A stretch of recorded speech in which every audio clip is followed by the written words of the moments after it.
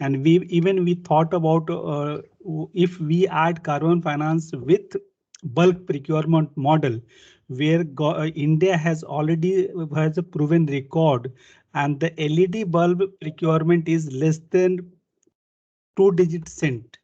So this is the innovation which is brought by the India, which is a EESL, Energy Efficiency Services Limited. We're going to hear him also on this. This is the good model that it is non-subsidy model. It's working with all, whether it's a power generator, whether it's device company, whether the user.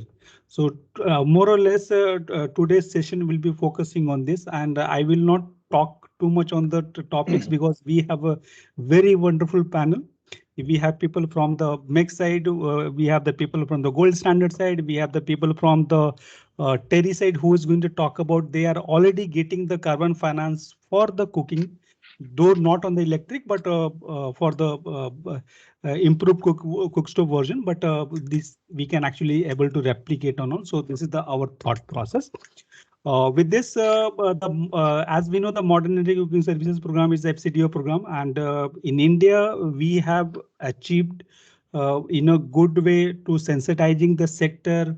Many a time, like when we started the program, we always used to say that electric cooking is going to be possible or not at all in India. But now we clearly see the government of India has launched the Go Electric campaign. In the Go Electric campaign, they have took EV in a next step. However, the cooking has not taken that much of tractions. But let us see how we can able to convince the government they should take this forward. And even from the user perspective, from the discoms perspective, which is utilities, and from the entire value chain perspective, this actually started moving in. Nowadays, that when we seeing the lot of cooking happening, some of the surprises happens, like tandoori chapati, tandoori roti can be made in the LPG based oven. So this kind of things are already started happening. So tomorrow it can be also in the electric based oven and all, which will going to give you the same taste and all.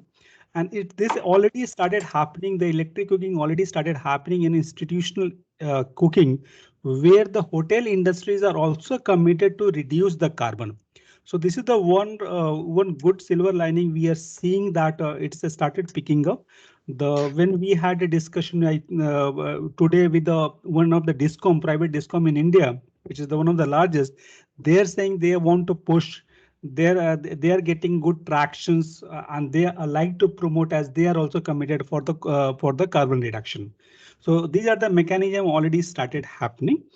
And when we talk about in India, especially in the terms of finance, which play a vital role, and in the cooking sector, it is coming in a big way, considering that devices is the newer devices, especially the electric pressure cooker and all, which is a new, and a lot of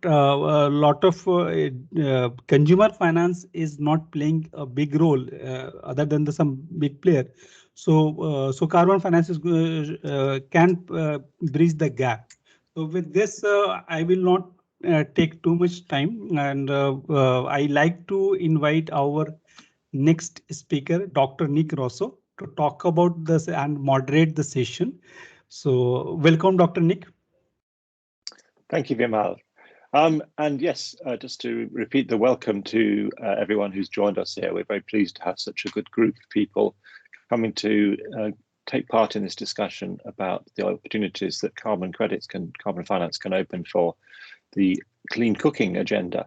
I'm personally really interested in this discussion topic. It's something that I don't know very much about, but I think is really a game changer for what we're doing in the Modern Energy Cooking Services Programme, and potentially really big in India, because as Vimal said, of the opportunities to combine it with bulk procurement and other initiatives. I won't take up any more of your time because I'm here mainly to introduce people and to facilitate some discussion. We've got 4 very distinguished guest speakers. So you'll be hearing from each of them, and then we're going to have some time for some Q&A and discussion about the implications of what you've heard, particularly for India, but more widely also. If you have any particular questions or comments while they're speaking, could use the chat function just to add those in. And then I will endeavour to pick up on those as we go through and as we come into the Q&A. So I will start by introducing my colleague Malcolm Bricknell, who is another of the small group of international liaison managers on the MECS programme. Malcolm is leading on the sort of finance side of the programme and securing the opportunities for scale up of clean cooking globally. Malcolm worked for many years at the OPEC Fund for International Development, where he was involved in structuring and managing financing of private sector development projects in sub-Saharan Africa and elsewhere. And he has broad experience with energy projects, but has been increasingly involved with the development initiatives linking to energy access and clean energy, including social impact funds and mini-grid projects for base of the pyramid social and economic development. Malcolm's also very actively involved in development projects in the financial sector. Over to you, Malcolm. Well, thank you very much indeed for that kind introduction, Nick, and it's great to be able to participate in this webinar to support the great work that Finovista is doing on behalf of MECS. I'm very pleased that Vimal mentioned the strong understanding of carbon credits that is already in the Indian market. Indeed, many of the Indian consultants are leading in this area. So I really don't think it would be of any benefit for me to talk in detail about the carbon credit markets or indeed the kind of work that goes in by consultants to support carbon credits. That's not really what we are trying to do as a program. So if I go to my first slide, perhaps, if someone's running it for me, I hope. Are they, Vimal? Yeah, Malcolm, just give me a second. I will carry on talking anyway as we go along, but maybe someone. Oh, there we go. So that's just the cover slide. So on the second slide, if I may. Oh, can I do this myself? No. If someone could go to the next slide, please. Really, the MECS is a 40 million program supported by the UK government. It's a 5-year program, and it's intended, obviously, to accelerate the introduction of modern energy cooking and to substitute the dirty, polluting and damaging use of biomass fuels in developing countries. And the main focus is on sub-Saharan Africa, or a very substantial focus on both East and West, and some focus on Asian countries, and a link in with India and China on the technical engagement side. So if I go to the next slide, I think one of the most important things for us has been the way that the clean cooking sector has changed, and by this I mean clean cooking in the poorest countries.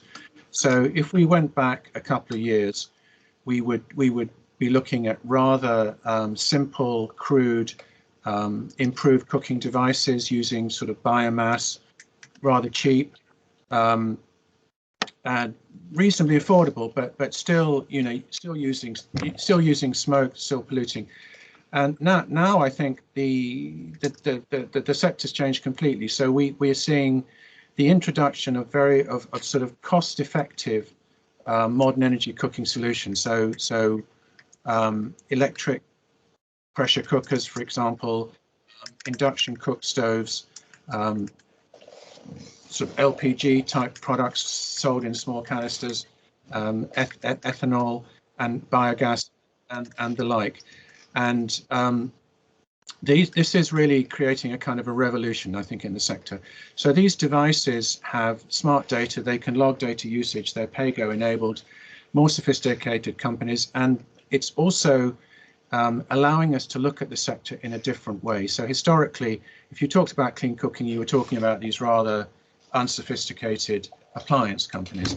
Now we can look at the opportunities, for example, in electrification, to see how can we bring clean cooking into that. So we can work with mini grid companies, we can work with large utilities on bill financing programs.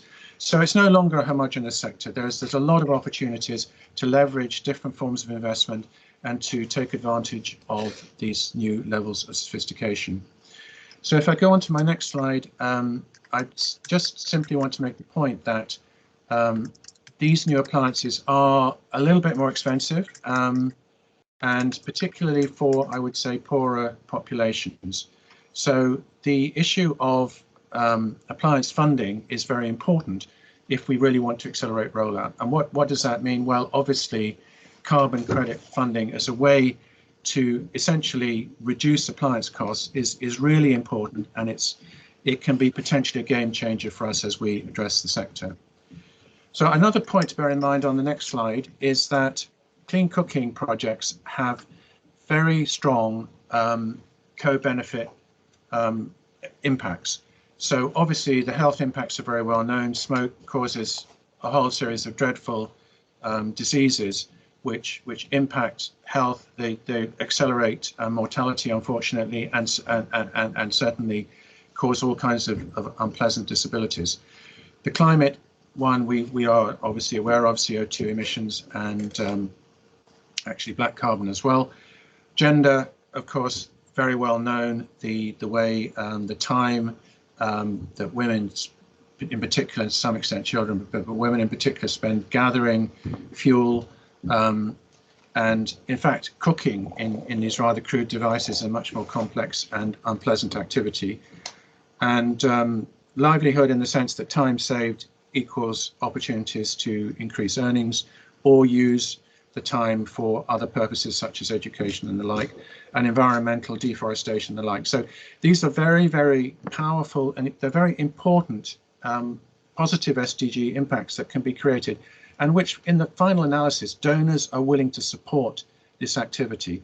The key is how then do you create mechanisms, platforms to allow that money to go into projects in a very reliable and cost-effective way, and that's the kind of thing that we really are interested in looking at.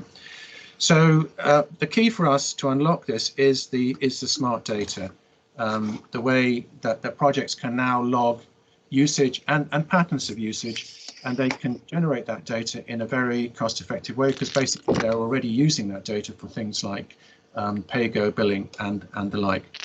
So on the next slide, we were looking at, well, just to say we were looking a little bit at when we first went into this, and I think it's worth sort of recapping this a bit. Carbon credit markets have had a very difficult history, as I think everybody probably knows, but just to reiterate, they have always been quite controversial. Are offsets the right way to reduce emissions? Big thing. Now I think people are tending to see that yes, this is a viable mechanism. The risk of double counting, fraud and the like has plagued the market. Imprecise measurements, inaccuracies, self-reporting, question marks. Then there's been the issue of high certification costs, burdensome procedures, as particularly for small projects, small NGOs and the like, how do they actually access these carbon credits? And then of course the volatility in the carbon credit markets and almost to some extent the markets drying up as we saw post 2012. However, as we go on to the next slide, when we're looking at this, the market going forward, we could very easily see that with the growing awareness of climate change, there was already a trend to higher prices. I'm thinking about the last couple of years actually, and more funding coming into the market, the Microsofts, some really big players coming in. So it was obviously going to be a really big opportunity. We are obviously conscious that with clean cooking, we get large emission savings. So, the devices do use a lot of energy, they do emit a lot of CO2e. And for a typical household appliance, we reckon that they could save around 2 to 4 tons of CO2e a year compared to dirty cooking. And that's very significant by a different factor compared to, for example, lighting in solar home system projects. So basically, clean cooking lends itself to carbon credits. That's basically what we're saying. And equally, as we mentioned, that there are these other co-benefit opportunities, with the carbon credit market and other markets, there is an opportunity to capitalize on that, because the carbon credit markets don't just give a price of X for CO2 for CO2 emissions saved. They put different prices on different kinds of products. Basically, they will pay more for products which generate these other positive impacts, and that really suits clean cooking, because this is where we do have these impacts. New opportunities arising from smart data features we already mentioned, and so really overall this is a really great opportunity and issue. What could we do about it? So essentially, on the next slide, when we looked at the market, we started talking to a number of players, some in India actually, but some of the NGOs, some I beg your pardon, some of the consultants, the certification agencies like Gold Standard, and some of the very sort of key players in the market, the most knowledgeable markets, and particularly discussions with Gold Standard and Climate Care. They were already thinking along these lines, and we thought there would be an opportunity to try and simplify procedures by taking a different approach to the methodology for certifying emission savings. So we developed a new approach, which essentially was to say it's relatively new. It's been discussed in other ways. CDM has done different things, but it's basically, as far as Gold Standard is concerned, it's a new approach. So it's to use actual metered energy uses on the basis on which emission reductions can be calculated. So basically, put simply, if you generate the extent to which you use a new device can be compared, the efficiency, the emissions can be saved, can be calculated, sorry, as the device is used. So it's a much simpler way of calculating emissions. So big cost reduction, simpler. And the other thing, from the point of view of the agencies, also more rigorous, because you can't lie. I mean, you're using your cooking device or you're not using it. If you're using it, it's logged and it's registered. Very simple. And another leg of this was to see if there were ways to improve the work on the baseline.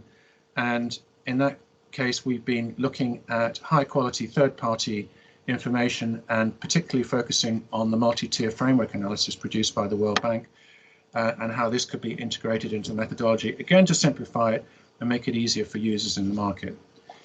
And the approach to discuss it with the big players in the market, who are very knowledgeable because they're very active in using this, was to say, well, it would be better to produce a new procedure than to go with ad hoc changes. In other words, we take one project, we amend the system to affect that project.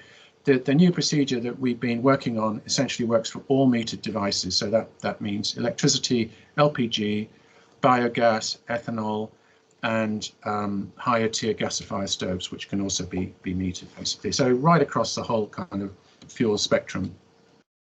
So finally, if I could look at the next slide,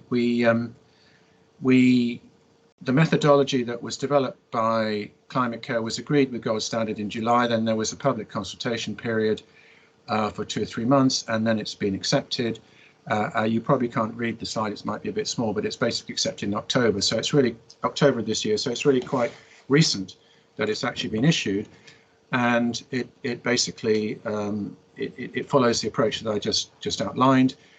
And so the next stage from our perspective is that to actually embed the methodology in practice, we have to take a project through the system, and we are now in the process of contracting that project, and it will be going through really in a matter of weeks that we will start work on that project and taking it through the system. Obviously, the system is now open to other players. It's not, the methodology is an amendment to existing methodology, so it's quite easy for people to access it, talk to Gold Standard about how it can be applied in practice, and obviously we're very keen that it's adopted by the market.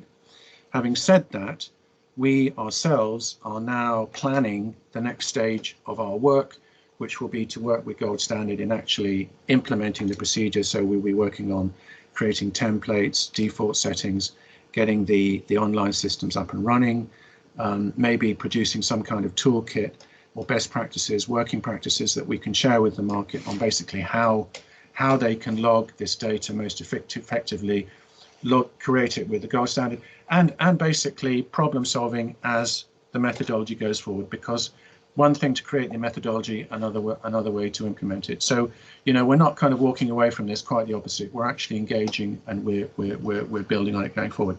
So that is, in a nutshell, is what we're doing. Very welcome to talk further, and obviously Vimal knows very much what we're doing. And as I say, it's been a pleasure to be involved, and look forward to joining the panel later. Thank you very much indeed. Great, thanks, Malcolm. I'm getting an echo here. Oh, sorry, I will now mute myself, and that might help. Yeah. Okay, great. So that sets the scene nicely. I think hopefully you're clear on what we're setting out to achieve in the MECS programme, and we're going to hear from Gold Standard very shortly. But before that, I believe we have Mr. Girja Shankar from EESL, because he wants to talk about how this could be a game changer for them in their bulk procurement activities when they're working with us on procuring electric cooking devices. Mr. Girja Shankar is the General Manager at the Energy Efficiency Services Limited, EESL, which operates under the Ministry of Power in the Government of India.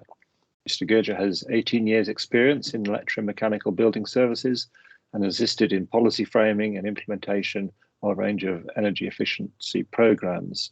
Some of his successful accomplishments include the Corporate Driven Programme, implementation of industrial lighting, integrity energy efficiency solution, and in various corporate houses and industries.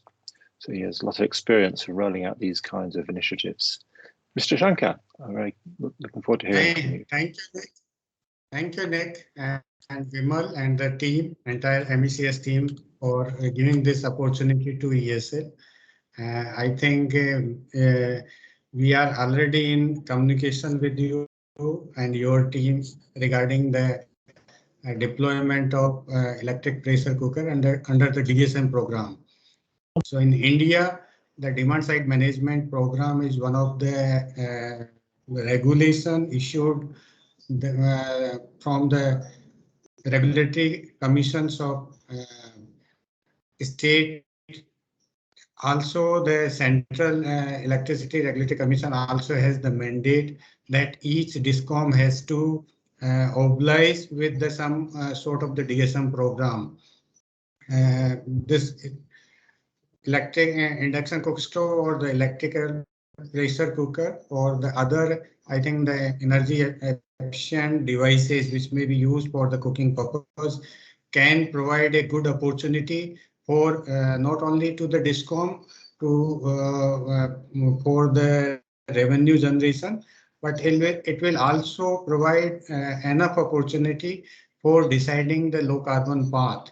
So if we can deploy these energy efficient devices along with the PV system and the battery storage, or if we only provide the battery storage, that will also able to provide a reliable source for the cooking. And not only the cooking, it will also provide opportunity where the other gadgets can be integrated with the battery storage system, and perfect way of clean cooking can be achieved. We are working with a few of the DISCOMs. One of the BSES Yamuna is already on our board, and we have signed a MOA with the BSES Yamuna. We have initiated the procurement process. We are also in touch with your team. So we are engaging the few prominent manufacturers who able to provide the, I think, the supply chain once we launch this program. Recently, last month, we have launched one DSM program at the Odisha. Currently, there are the 4 technology or 4 appliances are under the program. One is the lighting, another is the BLDC fan, third is the super efficient air conditioner, and fourth is the i3 motors. So once we close this procurement process and able the good enough supply, ensure the supply, then we can also blend induction cooker stove or electric pressure cooker under the DSM program. So Government of India is already focusing on the Go Electric campaign, where the 2 devices, one is the energy efficient cooking device, and another the electrical vehicle and associated charging infrastructure related programs. So government are already focusing on it. In I think that today's discussion we can also learn about how the carbon market can assist for more accelerated way of deployment of these clean cooking devices. And currently we are having the one program, the Ujala program, where carbon finance is taken for the lighting program. And across the, I think the few states we already in operations. And similar way, if there are opportunity exist, ESL wants to be associated with the team, and we will provide the full support. Particularly, our role is to standardization of the prominent technologies, the aggregation of the demand across the sectors, whether it may be the discom, the users, and residential consumers, or the hostels or hotels, where these type of the devices can be deployed. So demand aggregation can provide a good opportunity. My team is in coordinating with your team, that once we got some fund, we can use that fund as a revolving fund, and we can create or bring the more investment for the larger deployment of the energy efficient these clean cooking devices. So with these words, I'm stopping here, and I think my team is here. So we will more on the listening mode. We can see how ESL can provide support to the other stakeholder. Our role is primarily on the market enabler. So whatever the expectation from your team, we are available, and we will provide the full support in this endeavor. With these words, I'm thanking once again to you and your team, that ESL will always be happy with this MECS or the energy efficient or the clean cooking devices. I already have my own, I think the association very interest in this clean cooking devices. So with the support of the Vimal and your team, we will able to, I think, launch the few products which may currently not available in the market, but we can ensure that these the supply chain management as well as the demand aggregation will be taken care by the ESL, and will provide the full support. Thanks a lot. Thank you. Thank you very much, Mr. Shankar. And I understand you've giving us some of your time while you're on leave, so particularly grateful to you for that. Okay, so I think that gives us a sense of the kind of potential this could have in India. Working with partners like ESL is very exciting for us. Our next speaker is from the Gold Standard Foundation. It's Dr. Lokesh Chandra Dubey, and he's a senior manager there. Gold Standard, for those who don't know, was established in 2003 by the World Wildlife Fund and other international NGOs to ensure projects that reduce carbon emissions features the highest level of environmental integrity and contribute to sustainable development. Prior to working there, Lokesh worked at the Ministry of Environment, Forest and Climate Change in the Government of India. He was instrumental in preparing India's biennial update reports and was part of India's delegation to the UN FCCC and IPCC. Dr. Dubey, I welcome your comments. Thank you, Dr. Nick. Thanks for giving this opportunity to discuss my thoughts on the role of carbon markets and carbon finance in clean cooking. As we see, historically, carbon market has been such that it has helped several decentralized and dispersed technologies. It has promoted several such technologies that have brought changes to the life of people, and this was possible through several innovative approaches that the market took during its course of development over years. We saw that initially when it was only project activities, people used to talk about small scale projects that contribute to at a smaller level, at a community level, and so on. And then carbon market transformed it to a concept which is it brought in a concept of program of activities wherein activities were included in the program, which helped scaling up the concept into action at larger scale. So we see there is a long history of carbon market, carbon finance playing a role in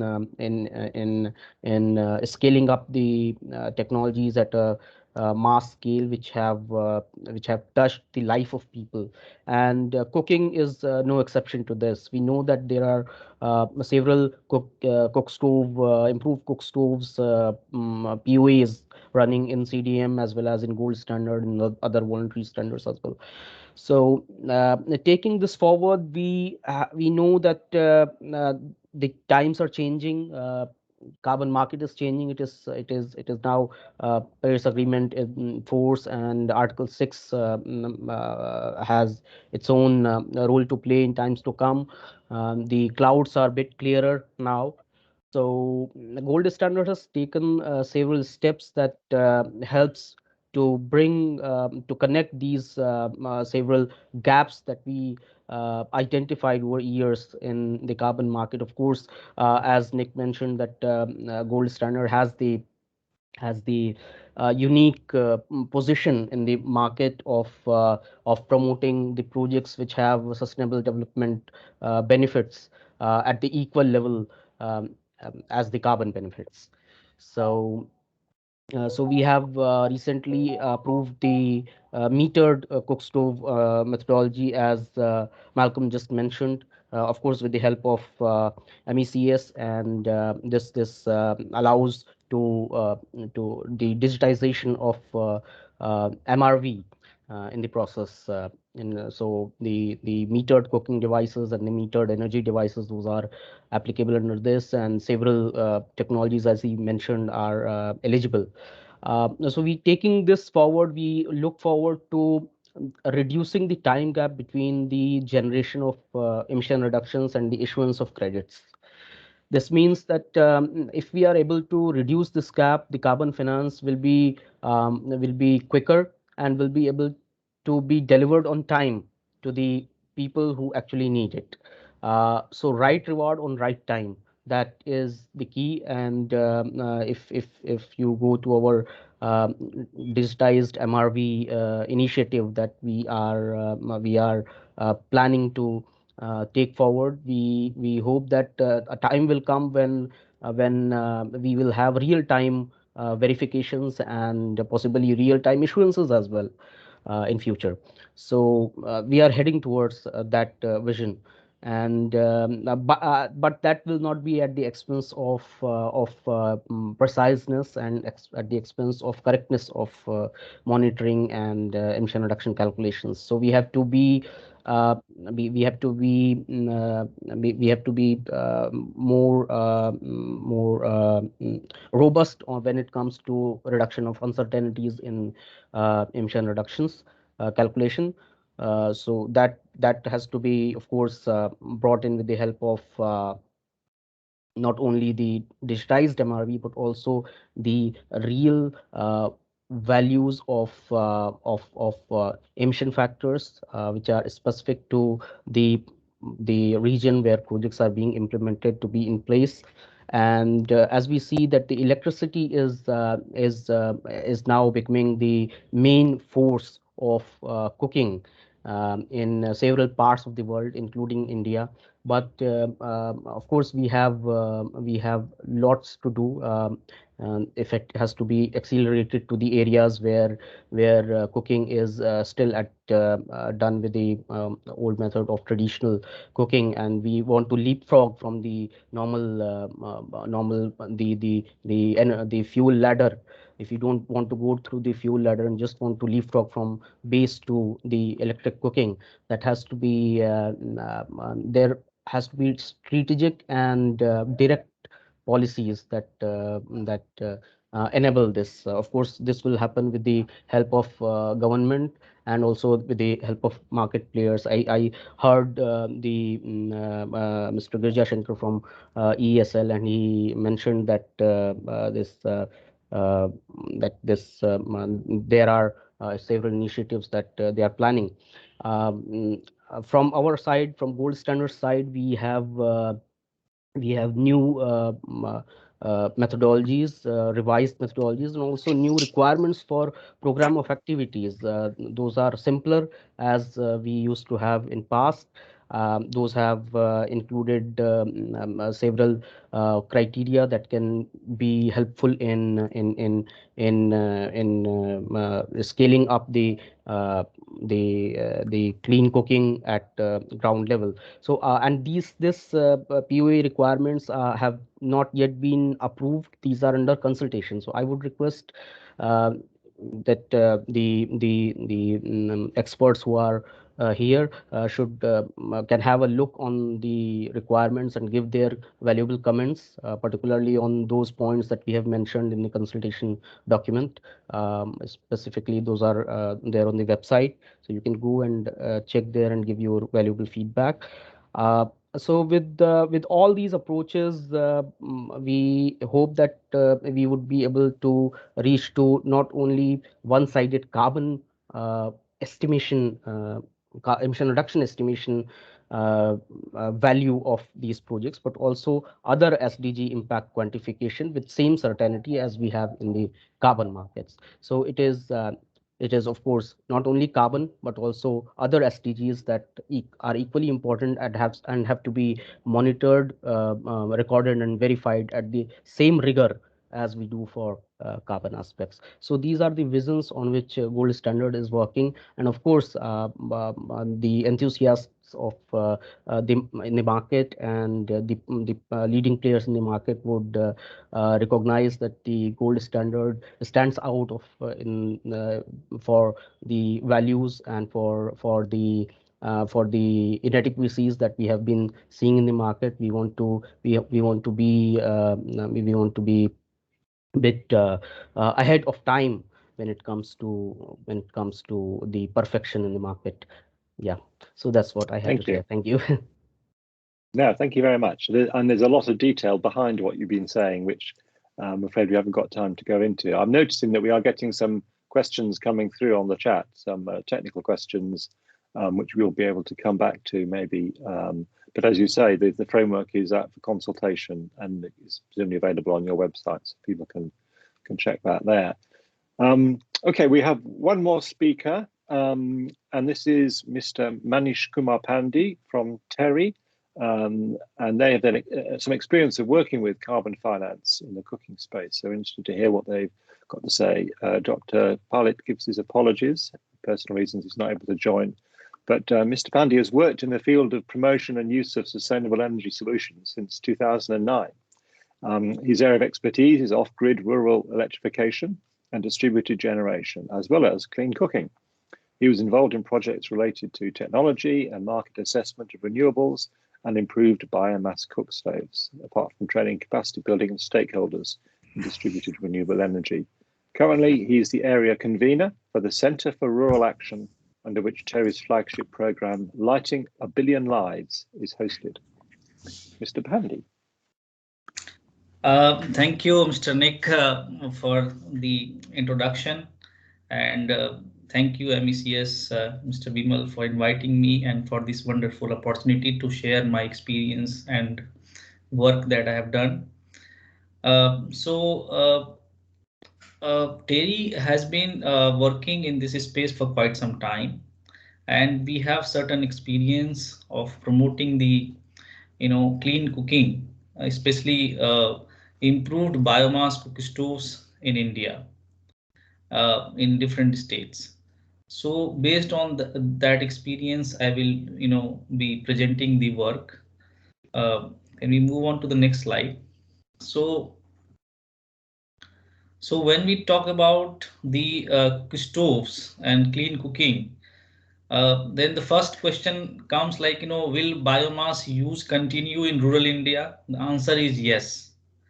because there is one country, India, and within India there is a Bharat, and in Bharat there are number of households who are having very low income, and they are not able to afford LPG. They are not having the capacity to use the electric cook stoves or electric cookers.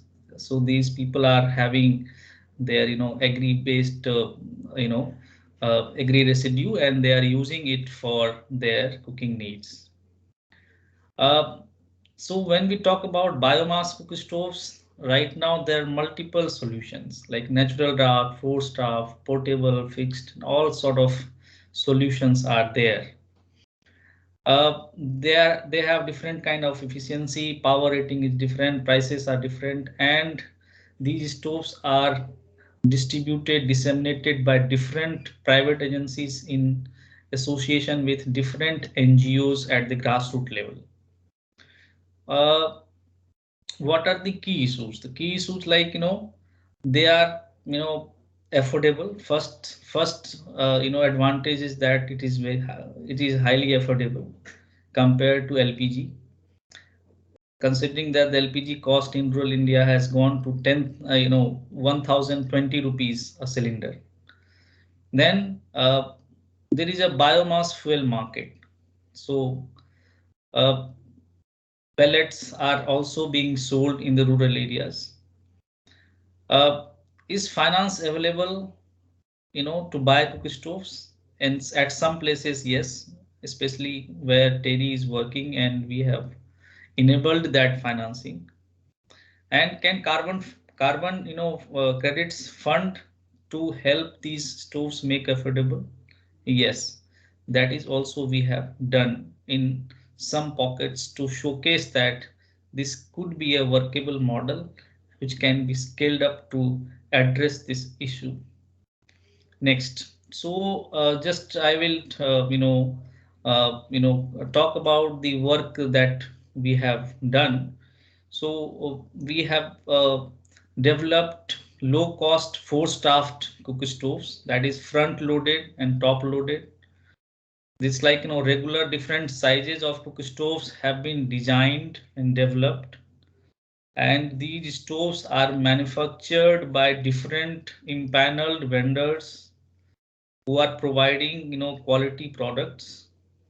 And like there are fixed and portable type of stove, and depending on the consumers need and community needs, these stoves are disseminated through the local level energy enterprises. So we have disseminated more than 1 lakh cook stoves over a period of about 7 to 8 years. And some of these stoves recently, which in the recent past, have been supported by the Carbon Fund, which I will talk about it later. Next, next slide, please. What are the consideration for product development? Like as I said, the technology that Terry has developed is like having the more than 35% of efficiency. This is we have about 12 different types of designs. 6 of them is approved by Ministry of New and Renewable Energy. We have done the field testing and then internal lab testing and BIS testing, so that all these stoves are having a proper standard. So our focus has been that we develop a stove which is like more user friendly and matches the requirement of a rural households. So based on these principles, the product has been developed. The next slide, you will see different the pictures of different cook stoves, like top loaded, then there is a mud based front loaded stoves. So that's different cook stove design that has been developed based on the feedback received by the beneficiary and user groups. So all these cookie stoves are being disseminated in different states in association with local level partner organization, local level energy entrepreneurs, which actually developed by Terry and handholded by Terry, and this has as I mentioned, this has helped to reach out to more than 1 lakh households. Next slide. So what are the key factors? We have as I mentioned, we have disseminated, we are in the process of dissemination of 25,000 such cookie stoves in Bihar, Jharkhand and Odisha through carbon credits. So one set of cookie stoves along with 2-3 light points gives us carbon credits of 2.5 tons. And this amount actually helps to provide 40 to 50% of the cost of a integrated domestic energy system that we call as IDES, that is cookie stoves along with 2 to 3 light points with solar panels, battery storage, etc. So this is what we have been providing to the community. So it helps the in reduction of the initial cost of the cookie stoves as well as the lighting products. So we are trying to use these carbon credits to upscale the clean cooking cookie stoves dissemination in different pockets of rural India, be it Bihar, Jharkhand, Odisha, and now we are also going to Uttar Pradesh. So all these states where people are not able to afford LPG, we are sort of providing them a kind of financing and as well subsidy of 40 to 50%, getting through the carbon credits so that they can buy the equipment and use it. We have as I mentioned, we have a local level energy entrepreneurs. That entrepreneurs actually ensure that the cookie stoves, if there is any fault in the cookie stoves, that gets addressed. Now in the next slide, we have summarized the learnings. What are the learnings that that we have got by doing this kind of project? Can you go back a slide? Yeah. So the key issue in scaling of clean cookie stove program is like first is awareness generation. People are not aware of the problems that air pollution may cause to their families and their health. So creating awareness generation at the local level, then setting up of supply chain. It is very important to ensure that the local level energy entrepreneurs or shop is available so that it will give confidence to a buyer, to a community, to a beneficiaries, that if there is any fault or if there is a problem, then there is a person or there is a shop who can address our problem. So setting up of a supply chain at the local level is very important. Then the most important thing is like training on proper usage. Many of these beneficiaries or many of these communities have been using the traditional stores for years and years, for generations and generations. So they are not very much comfortable in shifting their cooking behavior. So making them that these women or whoever is cooking food in the house, they should be trained to properly use the cookie stoves so that they understand the importance of a improved biomass cookie stoves and reduced smoke emission in their house. Then, as I mentioned, effective after sale service. If there is a problem in switch, if there is a problem in fan, if there is any problem in regulators, etc., then there is a shop or there is a service available at local level. That is very important. now, if everything is there, but if the supply chain of spare parts is not there, even that creates a problem. So ensuring that proper supply chain of spare parts are available for the cook stoves is also important, and regular monitoring of the usage of the of this sale and services, etc., ensures that this kind of dissemination programs can be scaled up. Gold standard is here. Mr. Dr. Dubey is here, so they are our partners also in in helping us to generate credits through, not directly but indirectly way. They are helping us to register and get the carbon credits. So these are some of the learnings that we have got for by implementing this clean cook stove program in rural parts of India. Next, now on the clean electric stove through carbon finance, I think there are plenty of opportunity. There are, like, the carbon credits, amount, the carbon credits will also be higher, because there is no smoke coming from the electric stove. There will be higher level of adoption. Just 2-3 days back, I was having a workshop in Patna with Bihar Rural Livelihood Promotion Society, and when we raised a question with the from the women community leaders there, they said that why can't we have a solar based cooking solutions. So it is similar to, I mean, there are people even from the very remote area, they also want to adopt this modern way of cooking, and so there will be higher level of adoption by the community. It's like a completely modern form of energy. There is a complete smoke reduction, so it will definitely give a various kind of co-benefits to a rural household. But there are certain challenges which needs to be addressed in order to upscale the electric stove, or so those are, like, availability of electricity supply.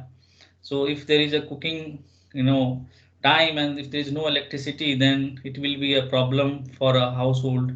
Then infrastructure, that is transformers, wires in the rural area, especially in in remote rural areas, are not available. So there is a challenge there. And then there is particular specific cooking behavior also, which needs constant training and constant communication with the community. So these are some of these challenges, but I think electric cooking is the way forward, and definitely all these challenges could be overcome, and definitely we can utilize the carbon credits, and which will reduce the cost of the equipment, and it can be made affordable for the even for the rural households. So this is what my experience is all about. Thank you so much.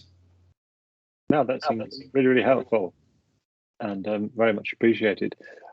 Okay, so we've had a few questions come through, I think, about sort of detail of how the carbon credit system works. There's some people questioning about the kind of monitoring that's required, whether that's integral to the devices, whether it can be separate, but also the supply chain issues in terms of securing the necessary equipment. And I think I'm also keen to understand kind of where things are going forward from the point of view of gold standard and the piloting of the framework. What's the timescale expected? Because I think what we should now be looking at is what the way forward is for India. Where and how do we bring the right partners together to start to create the projects? Because these things are going to take some time. As you just heard from Mr. Pandey, there are some challenges that need to be overcome. We need some careful thought. So let's just start with some of the technical questions, if that's okay. And then Mr. Rajan has also got his hand up, so I will come back to him. So there's a couple of questions about the sort of monitoring. Can you say a bit about sort of how the monitoring operates, and what is the sort of unit of energy consumption that you're looking to to understand when you do the monitoring? That's something from Dr. Dubé.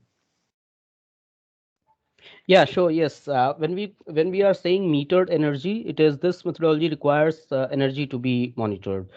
But there could be indirect monitoring, which is also in the other projects wherein we do not have direct energy measurements, but in terms of fuel consumption, we have the weight of fuel that is consumed, and then it is of course converted to energy values. So this is both direct as well as indirect monitoring is there for the calculation of emission reductions. And depending on the particular applicability of the methodology, those approaches are defined and have to be followed in the projects. There is a question on this is a connected question. This is the next question. I can just read out and answer. The Is it correct that under the metered standard, fossil fuel based projects can only receive carbon credits for efficiency gains, but not for the fuel transition, the fuel switching? Yes, this is correct that for LPG, gold standard will give only carbon credits for energy efficiency improvements, not for the difference of carbon content of the fuels. So how does that work if you're talking about a household that is currently using LPG or biomass and they switch to using electric cooking? How do you calculate the carbon credits that then can result from that? Yeah, if fundamentally the difference of carbon content would be taken into account, if the baseline is fuel wood, non-renewable fraction of biomass has to be calculated for that particular region. This factor would be varying for example, in India it would be varying from state to state because it is a big country. For smaller countries can be one single default factor. And if we have maybe 10 tons of fuel wood consumption in a year for the project, or maybe you can say 10 kg per household per month, or per week maybe, that has to be multiplied with the non-renewable fraction of wood, so that we have the real consumption of non-renewable wood. So if it is 90% of that is non-renewable, that goes into the calculation. And then of course Sure. the difference of the two efficiencies of improved cook stove and the baseline cook stove. When it is only a fossil fuel based improved cook stove. In the project scenario, we will only consider the efficiency gains that has come from the baseline. Means if a conventional LPG cook stove has X efficiency, and we have some better design that consumes less fuel, we would go for it and we will claim for the credits. The project developer is eligible to claim. And if it is from wood to LPG, again, in that case, if emission reductions are coming because of the efficiency gains, those are eligible, but not because there is a difference of carbon content of per unit of energy in terms of in biomass and LPG, not because of that. So that has to be clear. Okay, thank you. Another question that occurs to me, others may already know the answer to this, but Mr. Pandey, I mean, we talk about the carbon credits enabling you to provide the cooking devices at a subsidized rate. How does the finance actually flow? Are you able to get finance up front against estimated carbon credits savings? Or do you have to kind of find a backer who will invest and then you can claim back the carbon credits once you've proven that they've been delivered? Yeah, I mean, actually, the best part for with Terry, like it is actually, when you mitigate the carbon, and then you get the amount after the verification and after the monitoring, satisfactorily verification of the usage at the ground level. And again, it is done by the gold standard team and our consultant. So the good part is like, for Terry is like, we had already implemented about 25,000 odd cookie stoves with the support from different agencies, and we are utilizing that fund to further propagate and further, add more and more number of households. So that is how it works. Yeah, yeah, this is how it is. Okay, thank you. I'm just looking at the questions, but Mr. Rajan has his hand up. You have a question you want to raise? Hello, Mr. Nick and Mr. Vimal and all panelists. Thank you for unmuting. I wanted to add something. One company here in India, EKI Energy Limited, has promoted GHG Reductions Technologies Limited, which is supplying cook stoves, improved cook stoves for free. They have already got certification for 4 carbon credits against each cook stove, and they are giving it free to people. So if we see today's price, it is 60 euro for one carbon credit. So 60 euro means roughly 6,000 rupees in India, and into 2,400, it is like, it will be something more than what the price of improved MECS, which is promoting the electric cook stove. It would be something around less than 2,000. So it can be given free if properly demand is aggregated and at scale manufacturing is done. Moreover, these carbon credits will remain with the supplier. So with the time, demand for carbon credits is increasing very fast with this COP26, and now COP27 will be coming next year. So what is happening is with the tightening of situation, companies will be forced to buy carbon credits from the market if they have to circumvent the border issues in exporting. So the price is likely to go up very fast. So it is high time that good manufacturers at scale manufacture it and accumulate carbon credits. Already many companies are doing it. They are accumulating carbon credits for trading in future. So this was my suggestion. This can be a very good model for implementing these improved electric cook stoves. Thank you. Okay, thank you. Yes, no, I think it is an exciting time, and this could make a huge difference to it. I've certainly come across models where you can heavily subsidize the price of the device. You can, as you say, offer it for free, or even where households can themselves create an income by cooking using a low carbon device. So that further creates an incentive for them to shift their cooking behavior. If it starts to generate an income stream for poor households, that has a wider social benefit as well. Vimal, do you want to say something? One more thing I would like to add. This EKI Energy was listed very recently in 4 or 5 months ago at 180 rupees in Indian BSE stock exchange, Bombay stock exchange. Now the current price is more than 5,500. So people are also accumulating such shares, which they know that potential is there, huge potential is there, and they are getting good funding also. Okay. So this is a good model for manufacturers that they can increase their equity price also, net worth also. Okay. I think the smart move at this stage is to incorporate monitoring into the devices. As I see it, we're certainly working with some companies that are doing that already. And that, I think, Vimal is maybe the point Vimal wants to make is connecting this into a sort of pay-as-you-go model that enables you to offer the device on a lease basis, or they pay for it over time. It all helps to spread the cost, and that monitoring can both combine to support carbon credit calculation and to give the supplier control over the use of the device. Is that the point you wanted to make, Vimal, or was there something else? Yeah, it is linked to that.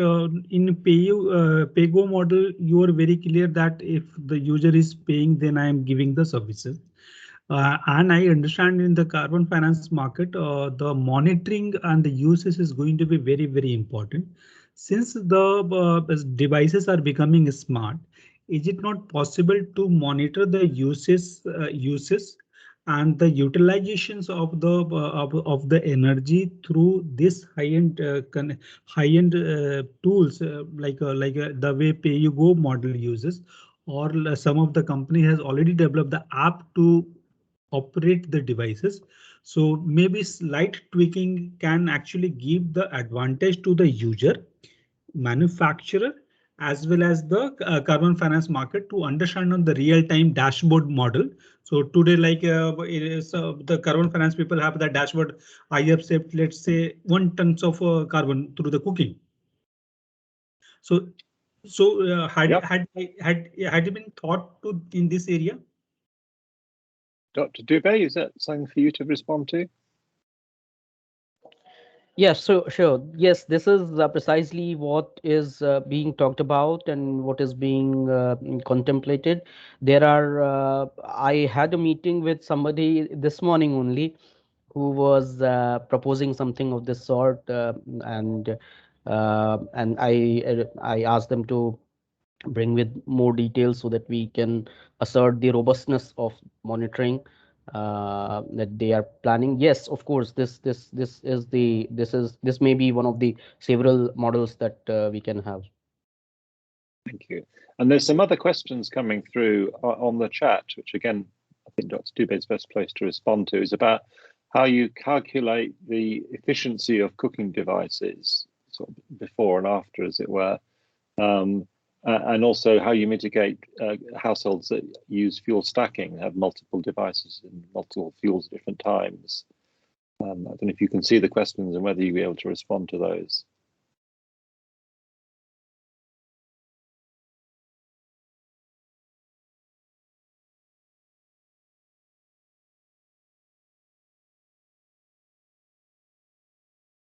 So I can read this question. This says the standard requires values for the efficiency of the cooking devices to calculate the useful energy delivered, but it seems a little unclear about forms of evidence. Which forms of evidences would be acceptable for this? Um, so I would say that there are established protocols to test the efficiency of cooking devices, and if this is being referred to some specific methodology of gold standard, it has a linkage to hyperlink to the other document which has the procedure of doing it. And I would recommend, if it is not there in this particular document which is being referred, maybe in some other document it should be there. And normally we keep a hyperlink of documents, and if it is not there in one, maybe some document, it is possibly one can see all documents section in on the GS website, where we have different documents altogether. One can control find with using the keywords, and of course this is definitely there. And there is always a role of validation verification agencies also into this. So as a standard body, I'm not supposed to comment on the wisdom of VVBs. So yes, standard has the requirements, but checking the project in light of those requirements is the job of validation verification bodies. So, and apply their judgment. Yes, of course. Thank you. I'm conscious of time, so some people will have to leave, no doubt. But I'm more than happy to continue the discussion if others are happy to stay on the line. So thank you to everyone who does have to leave, and do keep in touch, follow the talk series, and look out for further news about how this is going to go forward.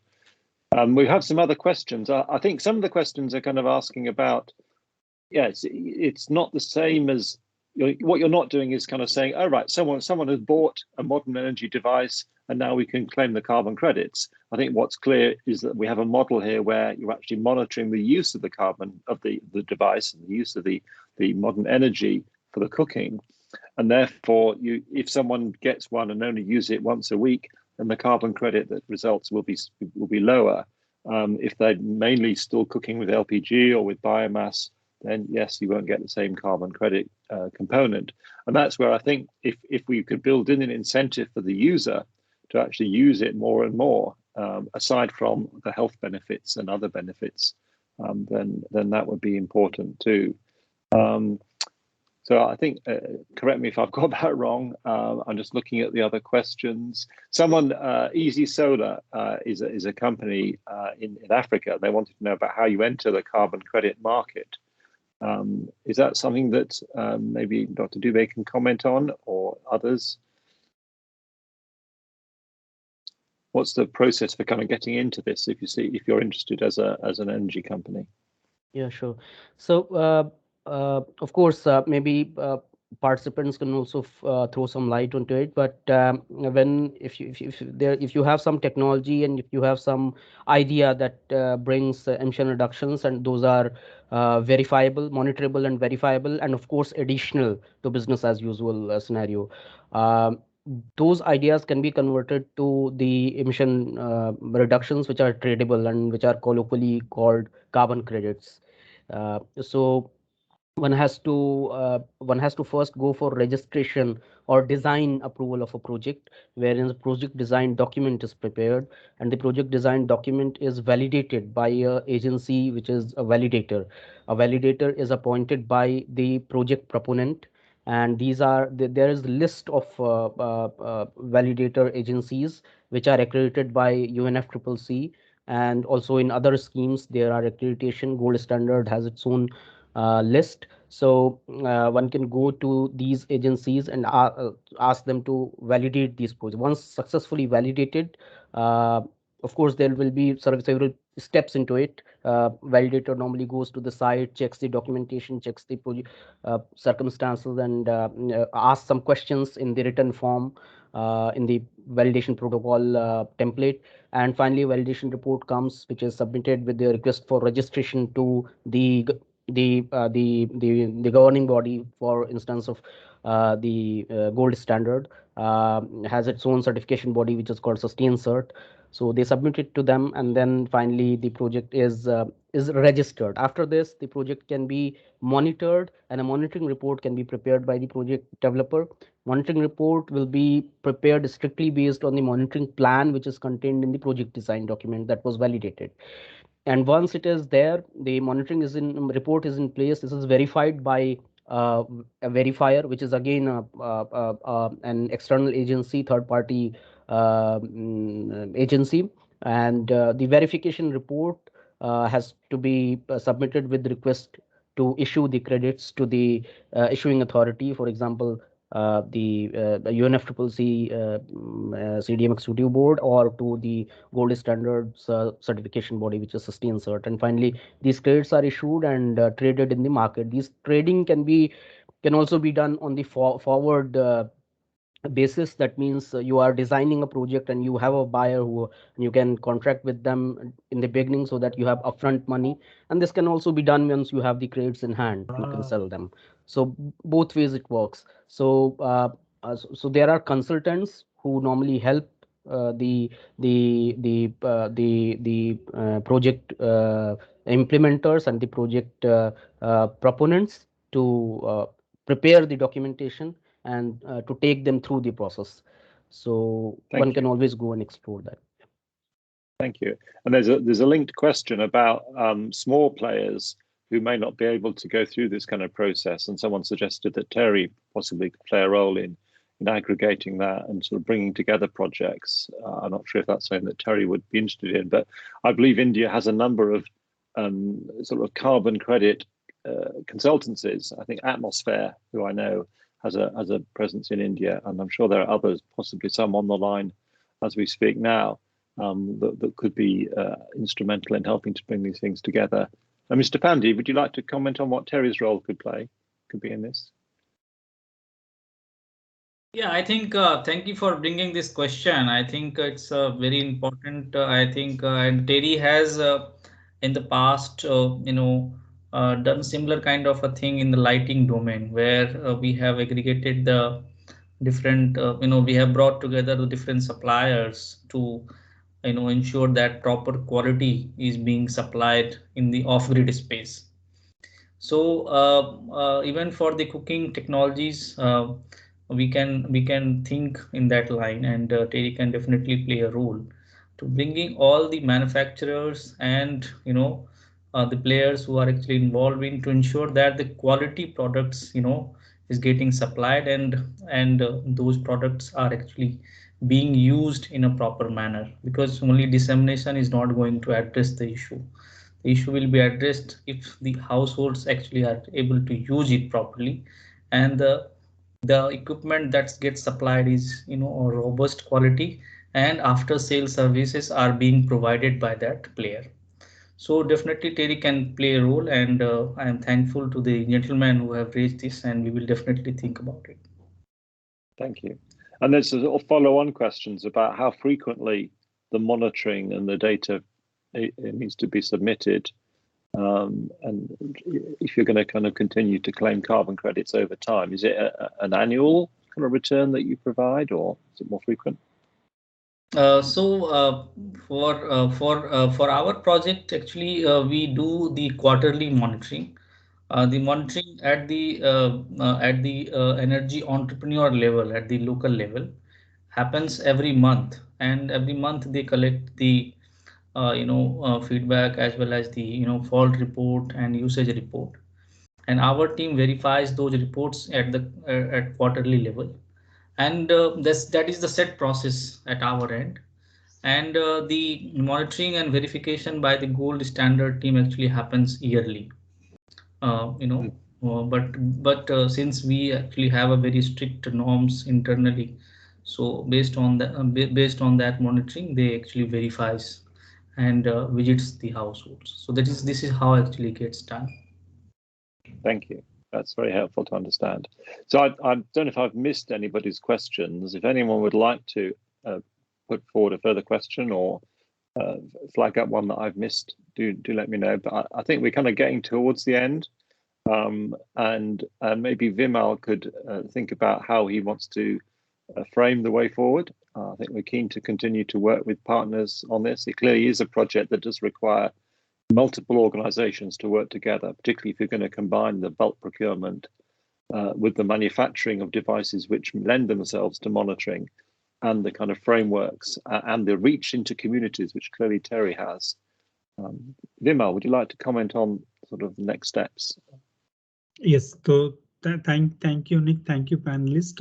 It was very insightful discussion, and we welcome our delegates and the experts in this area.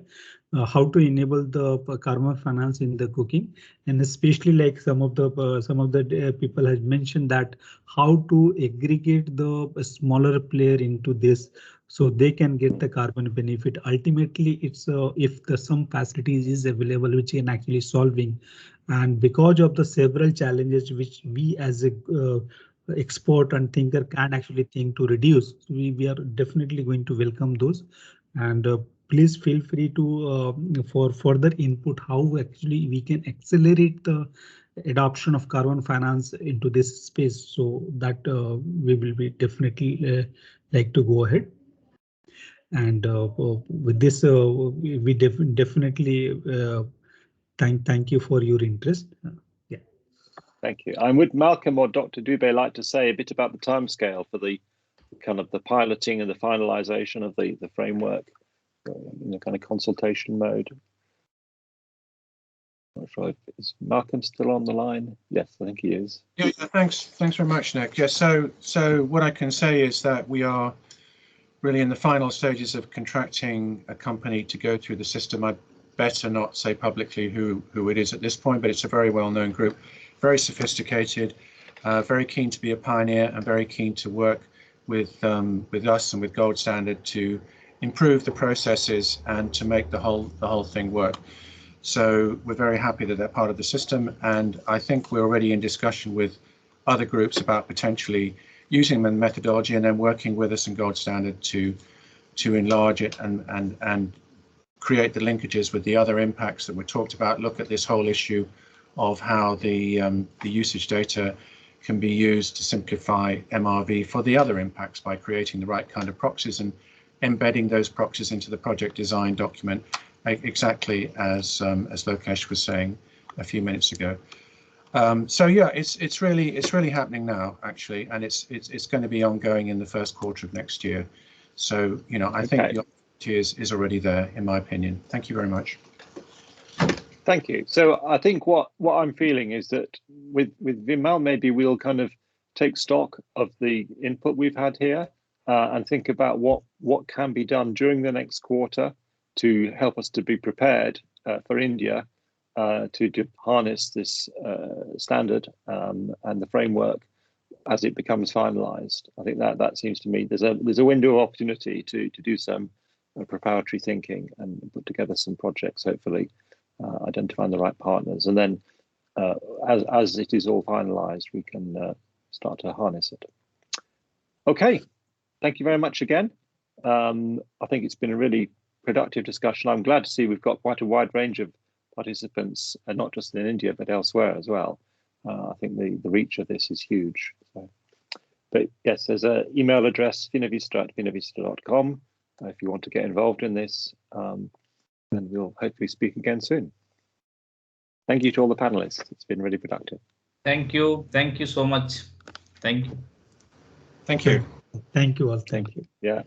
Thank you very much. Yep. Pleasure. Bye.